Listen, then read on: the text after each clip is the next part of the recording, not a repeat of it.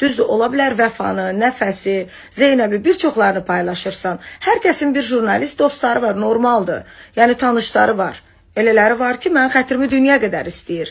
Amma sən də onlardan biri idin. Sən Kərimin prinsipini apardın mənlə, mənim mahnımın qara piyarını apardın. Və sənə dedim ki, Tağı, götür sil.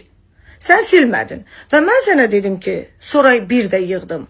Tağı, sən bəlkə Vəfanın prinsipini aparırsan.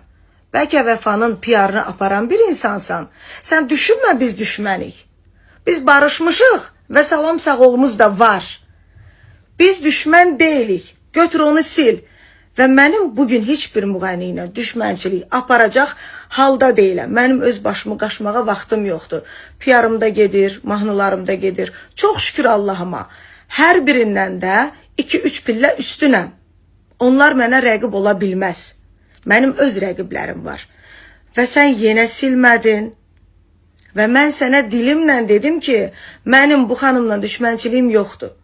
Sən bunu bu yola gətirdin. Niyə? Çünki mən şəxsi səhifəmdən sənin səhifəvə şikayət attırdım. O videonu mən sildirdim. Sən xoşa-xoşluqla silmədin deyə. Buna görə bugün bu oyun aparırsansa yanıldın. Səndən bölmədə görüşərik və sənə tırka verən Zamik var ha, İnşallah görüşəcəyik. Siz məndən prinsip apara bilməzsiniz.